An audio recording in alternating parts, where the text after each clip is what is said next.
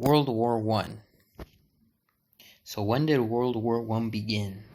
World War One started on July 28, 1914, and it ended on November 11, 1918.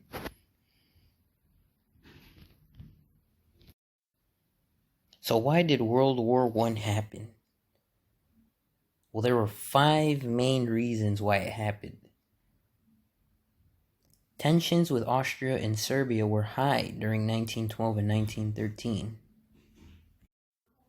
During the Balkan Wars, Balkan states fought for the remnants of the Ottoman Empire. Austria-Hungary tried to force Serbia to withdraw from some of their gained positions with threats of an ultimatum. Then the spark that led to World War I was the assassination of Archduke Franz Ferdinand on June 28, 1914. Franz Ferdinand was visiting Bosnia, and he had been warned that it could be dangerous to go there. But he disregarded the warnings and wanted to participate in the army maneuvers anyways. There, he and his wife Sofia were assassinated by Gavrilo Princip, a member of a group called the Black Hand. You also had Maine, which stands for militarism, alliances, imperialism, and nationalism. Those all led to World War I as well. Militarism led to World War I. During the 19th century, European powers wanted to have the strongest militaries. This fed the cultural belief that war was good for the nations. The British wanted to have the best and strongest navy. With the hunger to improve militaries brought the formation of alliances. Alliances developed in Europe between 1870 and 1914.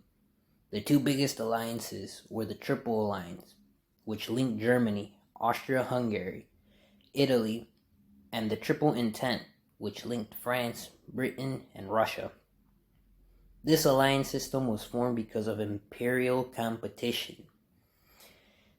For imperialism, Germany had imperial ambitions to invade Belgium and France. The expansion of the British and French empires caused resentment in Germany. The goal was to create the biggest and strongest empires. For nationalism, this brought tension in Europe. It had to do with militarism and interests with imperial powers in Europe. This created new interests over what nations could compete. Here's a picture of Gavrilo Princip, the assassin who killed Franz Ferdinand and his wife. It says the motive of the assassination of Archduke Franz Ferdinand and his wife in Sarajevo. I am a Yugoslav nationalist, aiming for the unification of all Yugoslavs. And I do not care what form of state, but it must be free from Austria. There you have a picture of Franz Ferdinand and his wife. On the newspaper, it says, heir to Austrian throne assassinated. Wife by his side also shot to death. Earlier attempt on their lives failed. Here is a visual of the alliances that were formed and a more simplified version of Maine. Militarism, buildup of military forces and weapons. Alliances, if one is attacked, others help out. Imperialism, competition for colonies led to distrust. And nationalism, extreme pride in nations during this time. Everyone thought they were number one. Remember Maine. So where did World War I take place? Most of the fighting in World War I took place in Europe, along the frontiers between France and Germany, Germany and Russia, Austria and Italy, as well as the Balkans and the Middle East. The war at sea was mainly fought in the North Atlantic Ocean. Who fought who? You had the Central Powers. It had Austria-Hungary, Germany, Bulgaria, and the Ottoman Empire, versus the Allies, which had Serbia, Russia, France, Great Britain, Italy, and the United States. Important events of World War I. You had the First Battle of the Marne, the Russian Revolution, the Treaty of Versailles, and the Battle of the Somme. You also have the U.S. officially entering the war later. The Russian Revolution during World War I took place from 1914 to 1917. But before 1914, Russia was going through some difficult times as it had a bad economy, food shortages, and poverty due to costly wars. You had the Bloody Sunday event of 1905, when Russian workers marched to the Tsar's palace to present a petition for better working conditions. They were just shot by soldiers and either killed or injured. You also had Germany declaring war on Russia. The Russian army was bigger but was untrained and consisted of working class men and peasants. In the 3 years of battle, Russia lost over 2 million men and nearly another 5 million were wounded. The Russian people blamed the Tsar for entering the war. Jump to 1917. The people of Russia revolted against the Tsar. The army also turned against the Tsar and forced him to give up his throne. After that, Russia was ran by two political parties, the Petrograd Soviet and the Provisional Government. A group called the Bolsheviks, led by Vladimir Lenin, wanted a communist government. And on October 1917, Lenin takes control of the government, which is also known as the Bolshevik Revolution. There you have a picture of the Tsar of Russia, Nicholas II. You also have a more simplified version of the Russian Revolution with dates. 1900, Tsar Nicholas II rules over the Russian Empire with absolute power. 1904, Russia suffered humiliating defeats in a war against Japan, which led to the protests and calls for reform. On 1905, you had the Bloody Sunday event. 1914, Russia entered World War I and suffered heavy losses.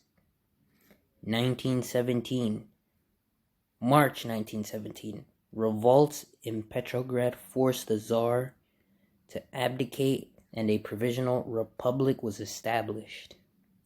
November 1917, Lenin and the Bolsheviks take control in Petrograd and overthrow the republic. 1918 to 1921, Bolsheviks fight and win a civil war against the White Army. 1922, Lenin established the Union of Soviet Socialist Republics under the control of the Communist Party. And 1929, Stalin became the sole ruler of the USSR and created a totalitarian state. Another important event is the Battle of the Somme, which was one of the largest battles of World War I. It took place from Somme River in France, and it lasted from July the 1st to November 18, 1916. You had the Allies, the British and the French, fighting against the German Empire. The British was led by Commander-in-Chief Sir Douglas Haig. Other leaders also included French General Ferdinand Foch and British General Henry Rawlinson. The strategy the Allies had was to bombard German lines to destroy their trenches to allow their soldiers to take over. But the Germans were warned of the bombardment and took shelter, so no damage was done. The Allied commanders believed the bombardment had worked, so when thousands of British soldiers marched, they were gunned down by the Germans. 60,000 casualties and 20,000 deaths were for the British, and it was the worst day in the history of British warfare. They pushed on, though. They continued their attacks and gained 7 miles of territory, but suffered 623,000 casualties. 423,000 of them were British and 200,000 were French. The Germans had about 500,000 casualties.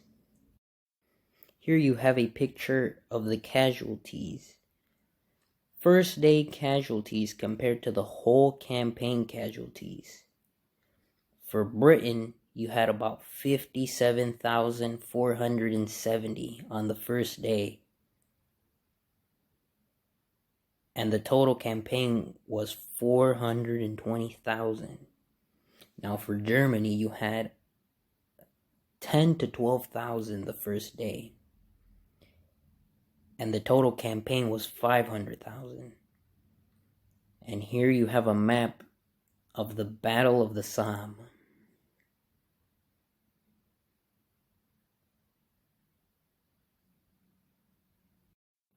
Now another important event from World War I was the Battle of the Marne, the first one specifically, which was fought in 1914 between September the 5th and the 12th.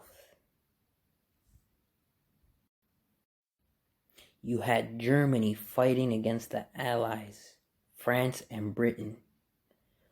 1,400,000 German soldiers that were led by General Helmuth von Moltke. French and British had 1 million soldiers, including 6 French armies and 1 British army. The French were led by General Joseph Joffre, and the British were led by General John French. Now the plan was for Germany to conquer France and Western Europe before the Russians could attack.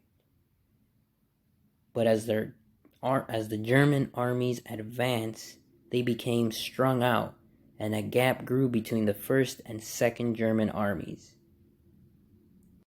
This was the perfect opportunity for the Allies to attack. They managed to split the German forces and attacked from every direction, confusing the Germans. The Germans retreated after a few days to the Aisne River to build trenches and hold off the Allied army. 263,000 soldiers were wounded and 81,000 deaths were for the Allies. 220,000 Germans were either injured or killed. And the Second Battle of the Marne happened 4 years later in 1918. Here is a map of the First Battle of the Marne.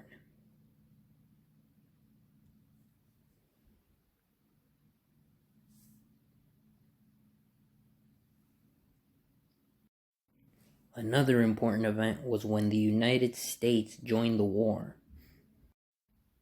The United States enters the war in 1917.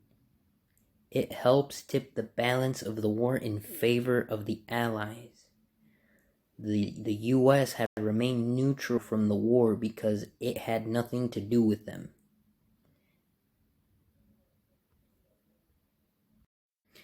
They decide to enter the war because Germany sank many American merchant ships around the British Isles. and also because the British had intercepted a Zimmerman telegram to convince Mexico to join them in the war. The U.S. Army was led by John J. Pershing. The Army was built up through the draft and volunteers, and by the end of the war there were around 2 million U.S. troops in France. You also had President Roosevelt, who issued his 14 points, which were plans for peace and goals for the United States in entering the war. He wanted an establishment of a League of Nations to help end the war. After the war ended, President Roosevelt wanted Europe and the Allies to follow his 14 points to have a quick recovery. But France and Britain disagreed and placed harsh reparations on Germany. You had 4,355,000 military personnel that were involved in the war that were from the United States. You had 322,000 casualties. And you also had 116,000 soldiers that were killed. The U.S. Navy helped to blockade Germany. It kept out supplies and hurt Germany economically. Here's a picture of President Roosevelt. You have a picture of a newspaper that says, "Germany plots against the U.S." Here's a poster that they used to draft and get volunteers to join the war. Over here you have President Wilson's 14 points.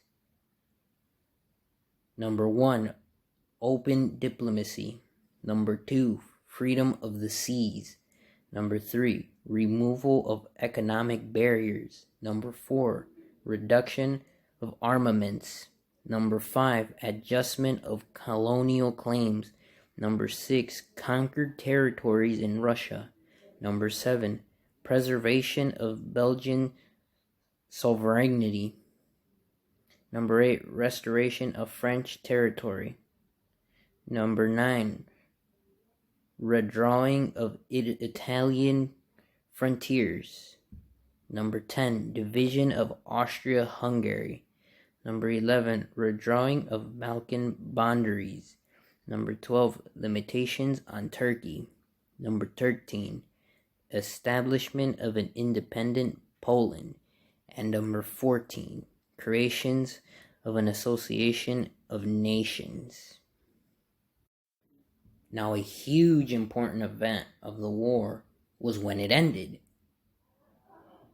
On August 1918, Allied commanders from the Western Front decided to go on the offense on Germany.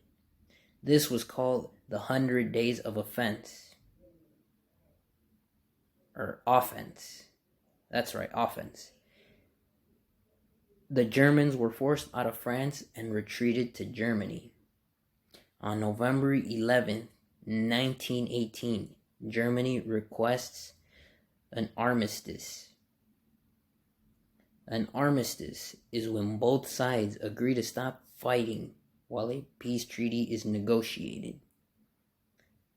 The Allies agreed, and the fighting of World War I ended on November 11, 1918. In 1919, Allied nations meet in Paris to decide what punishments the Central Powers get. On June 28, 1918, the Treaty of Versailles is signed between the Allied powers and Germany, officially ending the war. Germany was blamed for all of the loss and damage. It was forced to give up land to France and pay reparations of 132 billion marks, about $269 billion as of 2019.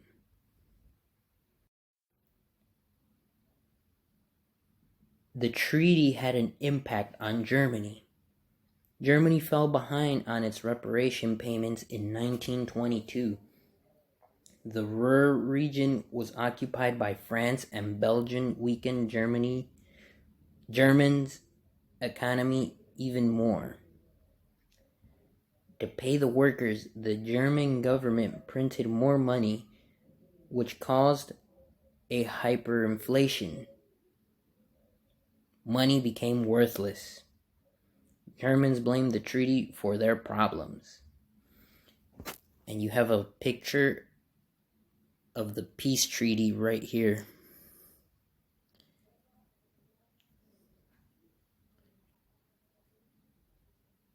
The Allied and Associated Powers and Germany. The Protocol Annex XXXIII. The agreement respecting the military occupation of the territories of the Rhine, and the treaty between France and Great Britain respecting assistance to France in the event of unprovoked aggression by Germany. Signed at Versailles, June 28, 1919. Causes and effects of World War I. Now, for the causes, we're basically summarizing what were the causes of World War I. You had the formation of alliances. You had tensions between Austria-Hungary and Serbia. You had political instabilities and competition. And you had the assassination of Archduke Franz Ferdinand. If you look at the effects, there's a lot more effects. 8.5 million soldiers died. 13 million civilians died. The imperial dynasties collapsed. Habsburgs of Austria-Hungary collapsed. That was the first dynasty. Second dynasty, Hohenzollerns of Germany collapsed. The third dynasty, the Ottoman Empire, collapsed. The fourth dynasty, the Romanovs of Russia, collapsed. After the war, you had influenza pandemics like the Spanish flu that spread. The map of Europe changed. Territories were divided among the Allied powers. U.S. emerges as a world power. New chemical weapons were developed, and growth of nationalism in Europe set the foundation of World War II.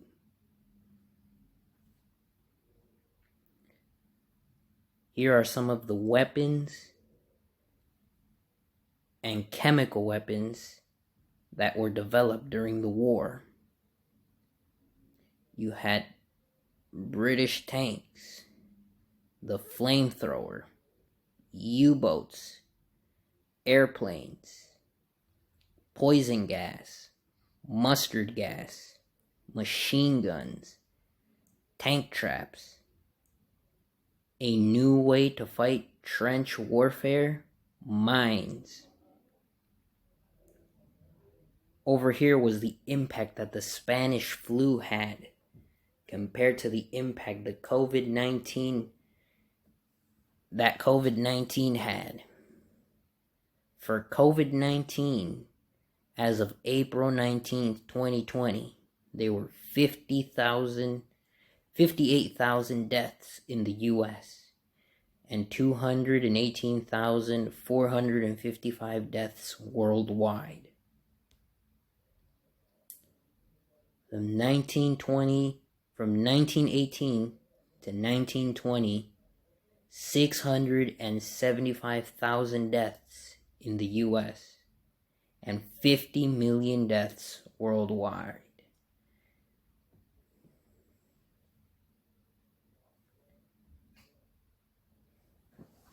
This concludes the presentation.